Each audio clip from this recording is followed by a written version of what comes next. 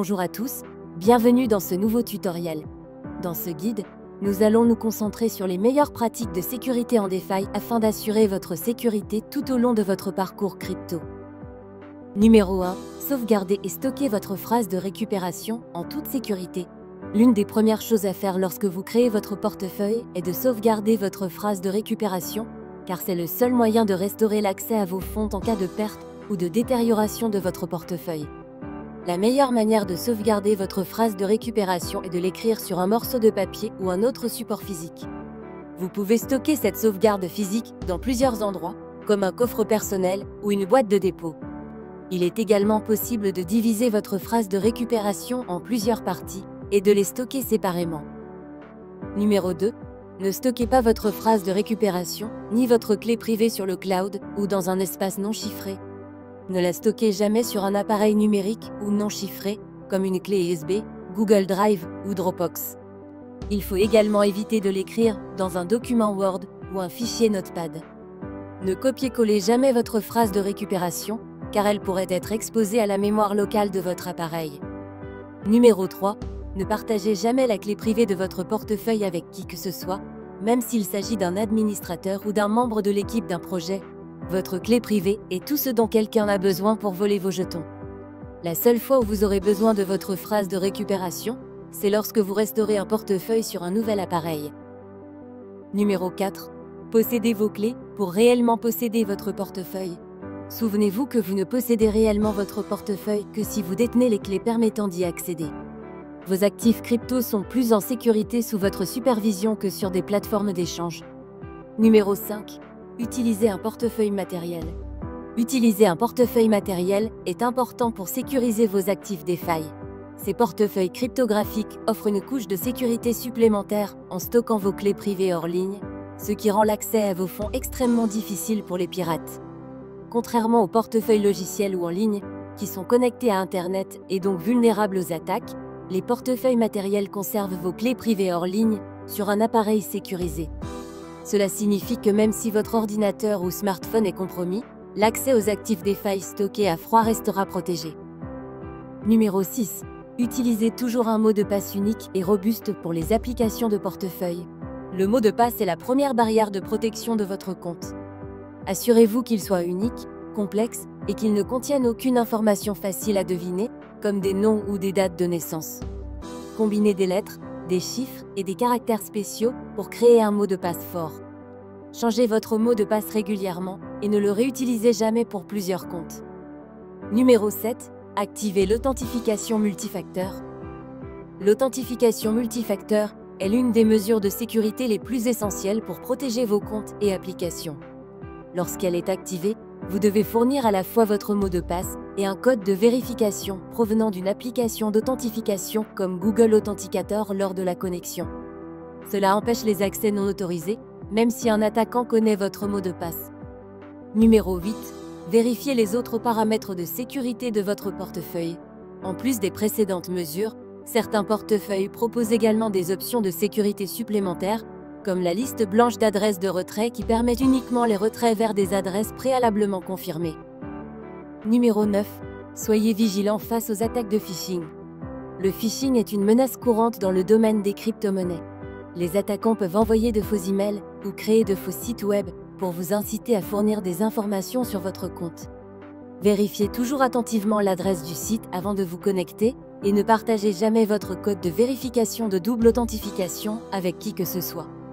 Lorsque vous installez des extensions de navigateur ou des applications, ces programmes peuvent avoir un accès complet à divers aspects de votre navigateur ou de votre appareil, ce qui peut potentiellement permettre un accès non autorisé à vos comptes en ligne, y compris les comptes sur les plateformes, et même à vos portefeuilles personnels. Essayez de limiter votre utilisation à des options connues et fiables, et restez vigilant face aux problèmes de sécurité potentiels. Numéro 10. Faites attention à ce que vous signez avec votre portefeuille. La plupart des transactions crypto nécessitent une signature, mais attention, certains contrats intelligents malveillants sont conçus pour ressembler à une transaction normale, alors qu'ils permettent à un escroc de voler vos clés et d'accéder à votre portefeuille après la signature. Vérifiez donc toujours les détails des transactions et faites vos propres recherches avant de faire confiance à un projet. Numéro 11. déconnectez votre portefeuille après chaque session. Il est recommandé à tous les utilisateurs de DeFi de déconnecter leur portefeuille crypto après chaque session sur une plateforme. En le déconnectant, vous empêchez les autres applications Web3 d'accéder à vos informations et à vos soldes de jetons, réduisant ainsi les risques d'accès non autorisé et de perte potentielle de fonds. Numéro 12. Révoquez les permissions et approbations de votre portefeuille. Lorsque vous utilisez des applications décentralisées comme Uniswap ou Venus Protocol, vous devez leur accorder une permission pour dépenser vos tokens ou vos NFT. C'est ce qu'on appelle une approbation de jetons. Si vous ne révoquez pas ces permissions, l'application pourra théoriquement dépenser vos fonds indéfiniment. Il est donc essentiel de révoquer les autorisations que vous n'utilisez plus afin d'éviter tout accès non désiré à vos actifs. Vous pouvez utiliser des services comme Revoke.cash ou Revoke.venuscommunity.io pour effectuer ces révocations. Numéro 13. Testez avec de petites sommes lors de l'envoi ou de la réception vers de nouvelles adresses. C'est l'une des façons les plus simples de s'assurer que vos fonds ne seront pas perdus à jamais. Les transactions sur la blockchain sont irréversibles, donc envoyer un petit montant de test vers une adresse inconnue est une bonne habitude à adopter.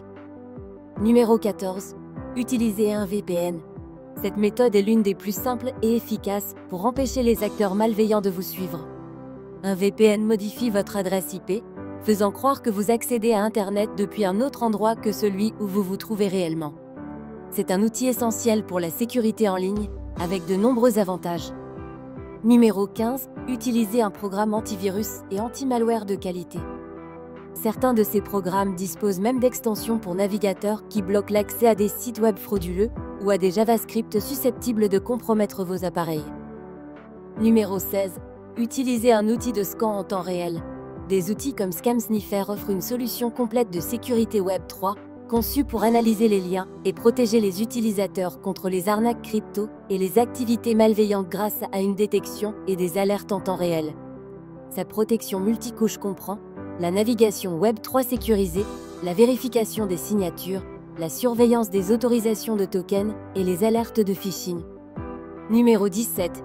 Mettez toujours à jour vos applications, navigateurs et systèmes d'exploitation avec les dernières versions officielles.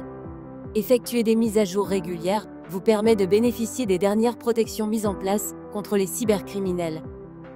Numéro 18. Assurez-vous que votre connexion Internet est sécurisée. Cela concerne votre fournisseur d'accès Internet ainsi que tous les services logiciels que vous utilisez. Évitez de vous connecter à des réseaux Wi-Fi publics ou partagés autant que possible, car ils présentent un risque d'interception de vos données par des personnes malveillantes. Numéro 19. Soyez extrêmement prudent lorsque vous répondez à des messages privés. Ne répondez pas aux messages privés sur Telegram, Discord, Twitter, qui vous demandent des informations personnelles ou financières. Les développeurs de projets ou les équipes de support ne vous contacteront jamais en premier. Personne ne vous enverra 2 bitcoins si vous leur en envoyez un, vous perdrez simplement votre bitcoin. Vérifiez les paramètres de l'application pour bloquer ou archiver automatiquement les messages privés provenant d'inconnus. Numéro 20. Comment réagir en cas de situation de crise? Si vous détectez une transaction non autorisée, il est crucial d'identifier rapidement les contrats concernés et de révoquer leur accès. Vous pouvez retrouver les détails du contrat dans les informations de la transaction. Si vous n'avez pas le temps d'analyser la situation, il est parfois préférable de couper immédiatement l'accès à Internet et de révoquer toutes les autorisations depuis un autre appareil.